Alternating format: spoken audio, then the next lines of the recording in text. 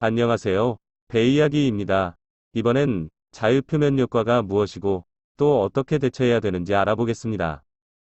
자유표면이란 액체가 기체와 만나는 경계면을 말하며 항상 수평을 유지하려는 성질을 가지고 있습니다. 그림에서 보듯이 물을 담은 그릇을 기울여도 그 안의 물 표면은 그릇의 기울임과 관계없이 항상 수평을 유지하려고 합니다. 배를 주제로 하면서 자유표면을 이야기하면 아마도 제일 먼저 바다를 떠올리실 것입니다. 광활한 자유표면인 바다 위를 힘들게 헤쳐나가는 배를 연상하면서 말입니다. 그러나 오늘 우리가 이야기할 것은 선박 내에 형성된 자유표면입니다. 선박의 내부는 여러 가지 용도와 안전 측면에서 많은 구획으로 나뉘어져 있습니다. 특히 다양한 용도로 만들어진 각종 탱크는 병에 담긴 액체와 같이 자유표면을 형성하고 있습니다. 예를 들어 그림과 같이 물이 반쯤 채워진 탱크를 가진 배가 기울어지면 탱크 내 물의 표면이 수평을 유지하는 형태로 물이 이동하여 물의 무게중심이 이동하고, 이는 배 자체의 무게중심을 이동시키는 효과를 가져와서 결과적으로 복원력 감소를 야기합니다. 이를 경사각에 따른 복원 모멘트 그래프상에서 살펴보면 탱크 내 물의 자유표면 효과가 주는 영향은 A. 복원력을 갖는 경사각도의 범위의 감소, B. 최대 복원화함의 크기를 감소, C. 최대 복원화함이 발생하는 경사각도의 감소로 나타납니다.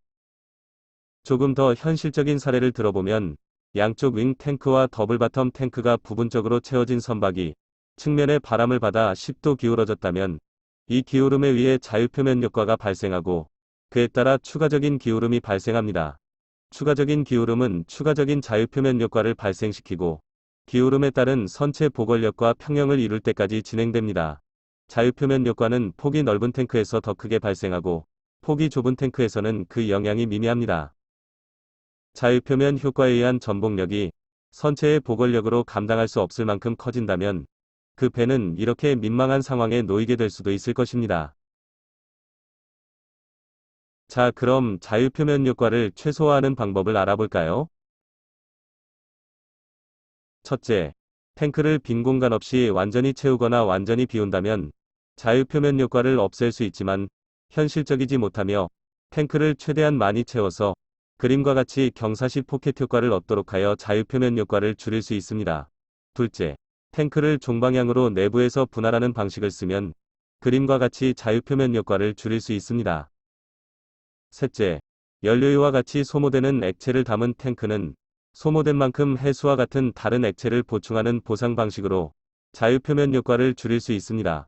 이 방식은 상부 공간의 폭발성가스의 축적을 방지하는 용도로도 유용하며 잠수함의 경우 잠수 평형을 유지하는 용도로도 유용합니다. 그러나 하부에 있는 무거운 액체에 발생하는 자유표면 효과는 피할 수 없습니다. 넷째, 분할과 보상을 복합적으로 적용한 방식으로 엔진 쪽으로 직접 연결된 탱크에는 항상 연료유만 담겨 있도록 하여 안전을 도모하면서 자유표면 효과도 감소시키는 방식입니다. 이렇게 자유표면 효과를 줄이기 위한 노력은 선박의 설계 단계부터 고려가 됩니다. 그러나 선박이 접하는 여러 상황에서 예기치 않게 자유표면 효과와 맞부딪히는 경우가 있는데 그 사례를 몇 가지 알아보도록 하겠습니다.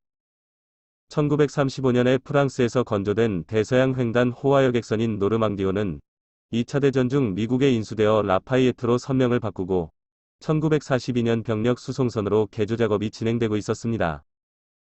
뉴욕항 88번 부두에 계류되어 개조 작업이 진행되던 중 용접불꽃에 의해 화재가 발생하였습니다. 본선의 소화 펌프를 쓸 수 없는 상황이어서 육상의 소화수를 본선 소화배관에 연결하려 하였으나 미국과 프랑스의 소방수 연결구 규격이 달랐기 때문에 본선의 소화전은 사용할 수 없었습니다. 오후 2시 반에 발화되었던 화재는 우여곡절 끝에 오후 8시경 진화되었으나 몇 시간 후인 다음날 새벽 3시경에 라파이에트호는 전복되었습니다. 본선의 소화전을 사용할 수 없는 상황이었으므로 우현은 부두 측 소화전에서 그리고 좌현은 소방정에서 물을 분사하기 시작하였습니다. 그런데 소방정 측의 수량이 월등히 많아 시간이 가면서 배는 좌현으로 기울기 시작하였습니다. 이때 이 배의 설계자인 블라디미르 요커비치가 현장에 도착하여 시밸브를 열어 선내 하부를 침수시켜서 배를 항만 바닥에 가라앉혀 안정적인 상태로 진화하자고 제안하였으나 해군 책임자인 앤드류스 제독에게 묵살당했다고 합니다. 물이 계속 뿌려지며 배는 지속적으로 기울어갔고 결국 좌연이 바닥에 닿는 상태로 전복되고 말았습니다. 이는 물이 담겨지는 상황이 고려되지 않는 선실구역에 뿌려진 물이 모여들며 폭넓은 자유표면이 형성된 것이 전복의 유익이기는 하지만 전문가의 제안을 무시하여 사고를 악화시킨 인재라고도 할 수 있겠습니다. 자유표면효과의 영향으로 전복된 선박의 사례 몇 개를 들어본다면 첫째는 1968년 뉴질랜드 페리선 와이노입니다. 황천항해 중 좌초 후 침수되어 전복되었습니다.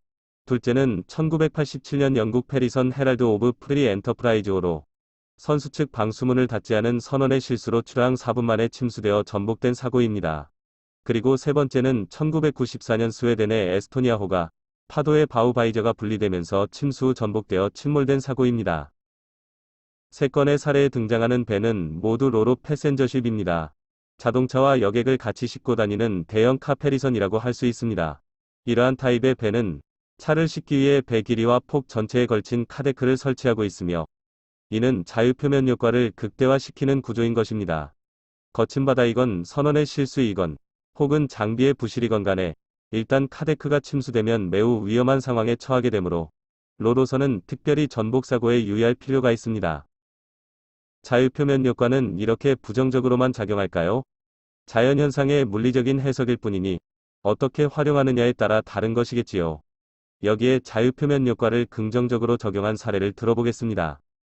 2012년에 발생한 카니발사 소유 크루즈선 코스타 콩코디아호가 이탈리아 연안에서 전복된 사고를 기억하시는 분들이 많으실 것입니다. 전복된 선박을 일으켜 세우기 위해 그림과 같이 좌연 측면에 탱크 형상의 구조물을 부착한 모습입니다. 부착한 탱크에 물을 가득 채우지 않고 부분적으로 채우면 물의 무게중심이 배를 세우는 데 유리한 위치에 오게 되는데 이는 자유표면 효과를 긍정적으로 사용하는 아이디어라 할 수 있겠습니다. 세워진 배를 띄우는 과정 역시 흥미롭습니다. 궁금증 해소에 도움이 되셨기를 바라며 또 다른 배 이야기로 돌아오겠습니다. 시청해주셔서 감사합니다.